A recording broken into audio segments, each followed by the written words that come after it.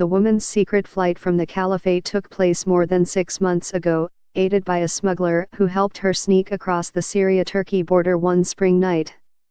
But in spirit, this red-haired exile from the Islamic State never truly left.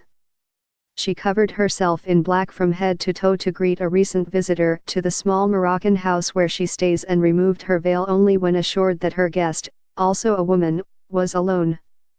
Over sips of mint tea, she spoke admiringly of her militant husband and the comrades she met in the Islamic State's all-female brigade.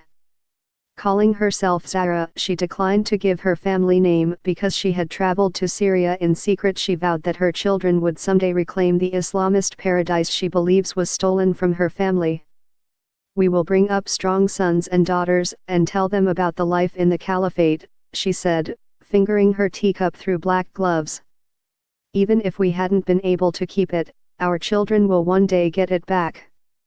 Zahra's blunt-spoken fealty to the Islamic State was remarkable, given the physical and legal perils facing Islamic State residents who seek to return to former homes. But counterterrorism officials fear that the sentiments expressed by the Moroccan woman may not be so unusual. In recent months, female immigrants to the Islamic State have been fleeing the caliphate by the hundreds, eventually returning to their native countries or finding sanctuary in detention centers or refugee camps along the way. Some are mothers with young children who say they were pressured into traveling to Iraq or Syria to be with their husbands. But a disturbing number appear to have embraced the group's ideology and remain committed to its goals, according to interviews with former residents of the caliphate as well as intelligence officials and analysts who are closely tracking the returnees.